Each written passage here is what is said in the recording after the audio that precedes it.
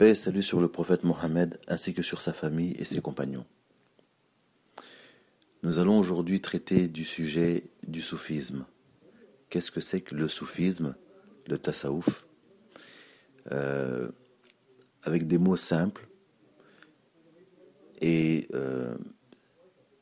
chaque personne à qui tous les chouyours à qui on a posé cette question, donc qu'est-ce que de définir le soufisme, ont répondu à cette question selon leur état, selon leur ressenti et selon leur rapport intime avec cette science. Donc ils ont répondu avec sincérité et ça a donné plusieurs réponses. Mais toutes les réponses tournent autour de la même chose.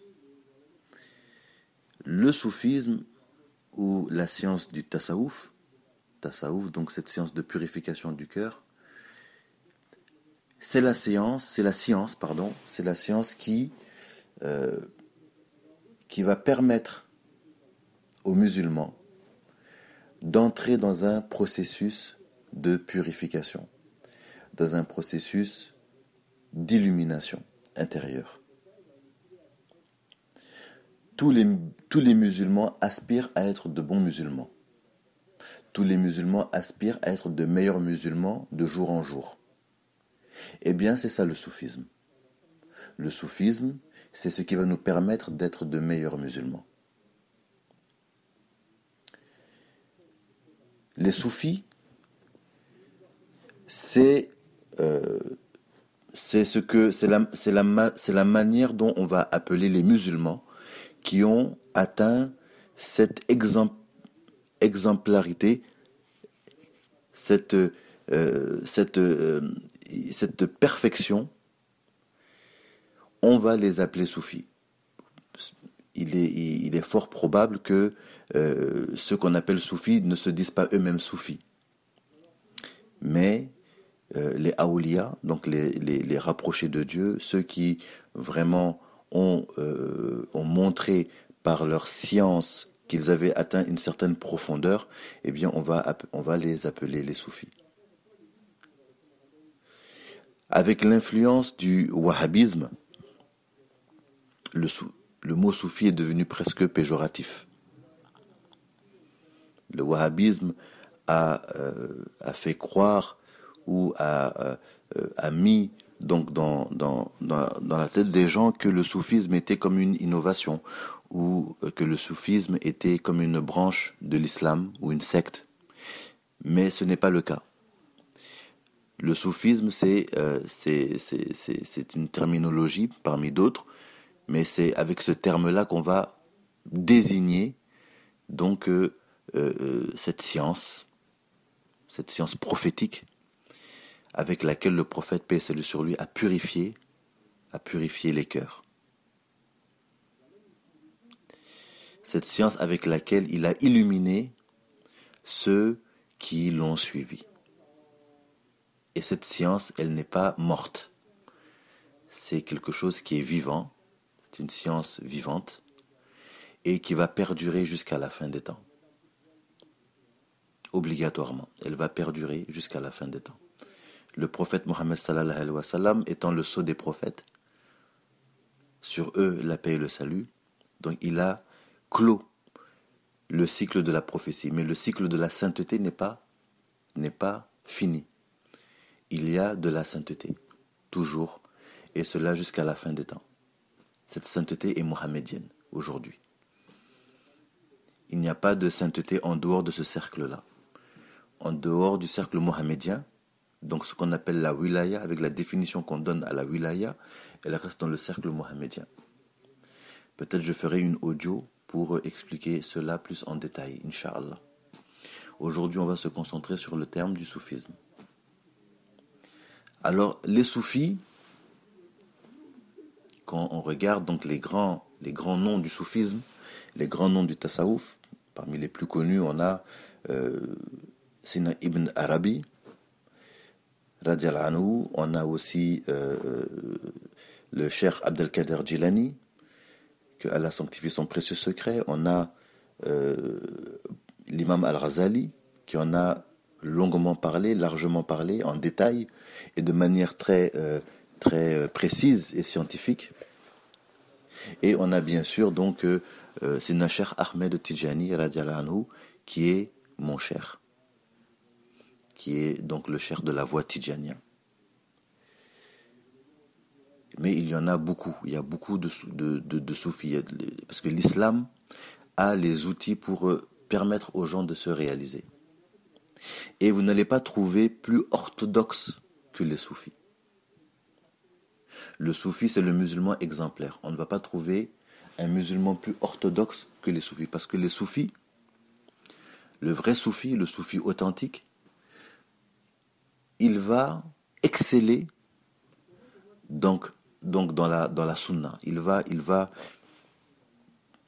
être un prototype, donc parmi les prototypes les plus proches du prototype mohammedien, en ce qui concerne la sunna et le suivi de la sunna.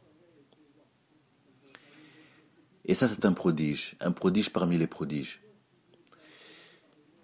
Les soufis, extérieurement, donc, vont suivre la sunna et être en adéquation avec ce qu'on attend d'un bon musulman. Mais ils vont aussi l'être intérieurement. Donc, cette science du tasawwuf va permettre justement donc aussi d'être en accord avec la charia et avec la sunna, donc aussi à l'intérieur. Donc on va, grâce à cette science, grâce à cette méthodologie prophétique qui est héritée par les awliya, par les saints, grâce à ces méthodologies, et la méthodologie islamique elle est riche, eh bien le musulman va réussir à se débarrasser à la racine des mauvaises caractéristiques, telles que l'entêtement, l'arrogance, la vanité, la prétention, l'hypocrisie, et puis la méchanceté, la cruauté, la rigidité, etc., etc. Beaucoup de choses, l'ignorance même, et beaucoup d'autres défauts. Et pour enlever ces défauts-là, il faut une méthodologie. Ce ne sont pas des défauts qui partent en un claquement de doigts. Ce ne sont pas des défauts qui partent juste par le simple souhait. Il y a un travail pour cela. Il y a une méthodologie pour cela. Et ce n'est pas des outils fantaisistes. On ne peut pas se créer sur mesure des outils comme ça pour se débarrasser de ces choses-là. Dans l'islam, on a des outils pour ça. Le prophète, paix et salut sur lui, a laissé donc de nombreux outils spirituels pour se soigner intérieurement, pour rentrer dans cette droiture. Et c'est ce que le soufisme va permettre aux gens d'avoir. Donc la science du tasawwuf, c'est la science mohammedienne, donc héritée du prophète Mohammed sallallahu alayhi wa sallam, qui va nous permettre de nous purifier, de nous illuminer et de rentrer dans cette rectitude. Et d'avoir aussi l'agrément divin. C'est grâce au tasawwuf, c'est grâce à cela qu'on peut accéder à ça. Et le fait que les soufis soient étranges, eh bien c'est une bonne nouvelle et c'est un signe rassurant, car le prophète Mohammed sallallahu alayhi wa sallam a prédit qu'il arrivera un temps où l'islam va redevenir étranger. Et il a adressé donc de bonnes nouvelles aux étrangers. Et les soufis sont dans cette catégorie-là. Les soufis sont dans cette catégorie. Donc nous, on espère vraiment faire partie de ce groupe et on espère être sur leurs traces, être sur leur chemin. Les les grandes sciences même exotériques, n'ont pas pu être portées et n'ont pas pu être enseignées par des personnes qui n'avaient pas un intérieur purifié. Donc ce sont tous des soufis. Quand l'imam Malik radiallahu anhu parlait donc de la science, donc il a donné une sentence qui est assez célèbre où il disait donc quelque chose qui se rapproche de étudier la loi exotérique sans se purifier, donc ça c'est une hypocrisie, et purifier son cœur sans utiliser la loi exotérique, donc sans apprendre la loi, les lois, donc la charia, donc tout ce qui est exotérique, eh bien cela est donc de la mécréance. Voilà, donc c'est indissociable, on ne peut pas séparer les deux. Donc on ne peut pas dire non plus que les soufis sont les mystiques de l'islam, parce que ça ferait croire qu'ils ne s'intéressent qu'au mysticisme et aux sciences ésotériques sans les sciences exotériques. Donc ce n'est pas vrai. On ne peut pas dissocier les deux. On ne peut avancer qu'avec les deux en même temps. On ne peut avancer qu'avec les deux en même temps. Voilà. Alors le soufisme va produire donc des fruits et va produire des effets. Et et c'est ce qui arrive lorsqu'on purifie son intérieur. Et les effets visibles, en tout cas, vont être un raffinement du comportement, un raffinement du caractère. Ça, c'est ce qu'on va pouvoir apercevoir de l'extérieur. Et intérieurement, ça va être un rapprochement avec le divin. Donc, l'être humain est capable donc a été créé pour adorer Allah Azzawajal. Donc, il a en lui un potentiel pour adorer Allah Azzawajal et pour l'adorer d'une manière telle que telle qu'elle est indescriptible.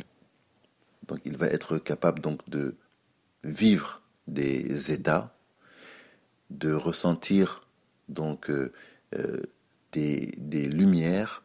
Ces lumières ont des goûts spirituels, des saveurs spirituelles. Il va commencer à connaître, à comprendre donc les secrets, cachés des secrets dans la sunna, des choses très profondes de la sunna. Et sa gnose, donc la gnose, elle va s'intensifier, elle va augmenter. Donc ça, ce sont les fruits qu'on a donc avec le tasawwuf.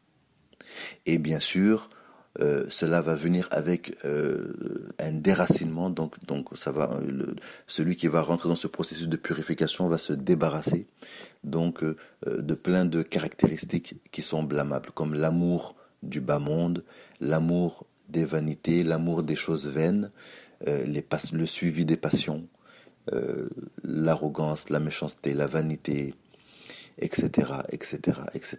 Donc ce sont des choses qui ne peuvent pas disparaître d'un claquement de doigts comme ça. Il faut travailler. Et pour travailler, il y a une méthodologie pour cela. Il y a une méthode pour cela. Et cette méthode, elle est issue du prophète Mohammed sallallahu alayhi wa sallam.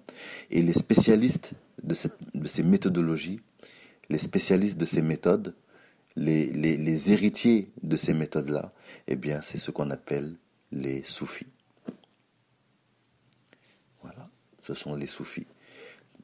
Alors, les exigences du temps nous ont obligés à donner un terme à ces spécialistes-là.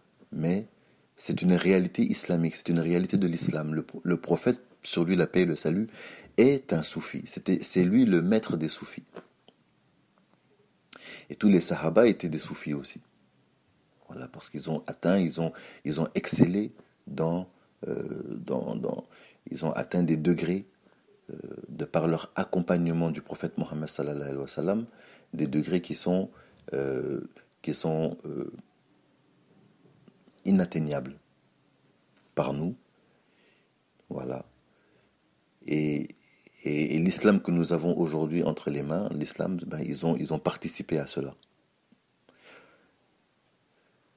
Voilà, donc Allah Azawajal nous compte parmi les soufis. Donc ça c'était une description, donc une définition simple du soufisme et des soufis. Et la méfiance que le wahhabisme a créée dans le cœur des musulmans vis-à-vis de ce groupe-là, de ce groupe d'excellence, il faut s'en soigner. Il faut s'en soigner et aller au-delà des préjugés, au-delà des clichés. Les soufis, ce ne sont pas des égorgeurs de moutons sur les tombes. Ne serait-ce que par honnêteté intellectuelle, il faut juste vérifier. Et vous allez voir que les soufis sont au firmament donc du suivi du prophète Mohammed sallam et de l'orthodoxie musulmane. C'est eux qui sont au top. Et ce sont eux qui connaissent ils ont en eux, ils ont avec eux des sciences indescriptibles. Parce que les sciences islamiques ne se limitent pas à la science du hadith, du fiqh, du tafsir, etc., etc. Il y a d'autres sciences aussi. Il y a d'autres sciences qui sont très nombreuses et qui viennent avec le zikr, qui viennent avec certaines méthodologies. Et les maîtres dans ces domaines-là, ce sont les soufis. Ce sont eux qu'on appelle les soufis. Voilà. Donc le wahhabisme n'a fait que créer un vide. Donc dans l'histoire des musulmans. Et donc il est souhaitable d'aller au-delà de ça et de découvrir. Et on souhaite que Allah ne nous prive pas. On souhaite que Allah ne nous prive pas et que Allah nous compte parmi les soufis, que Allah nous fasse aussi aimer les soufis aussi. Et que ce soit des exemples pour nous. اللهم صل على سيدنا محمد الفاتح لما أغلق والخاتم لما سبق ناصر الحق بالحق والهادي إلى صراطك المستقيم وعلى آله حق قدره ومقداره العظيم سبحان ربك رب العزة عما يصفون وسلام على المرسلين والحمد لله رب العالمين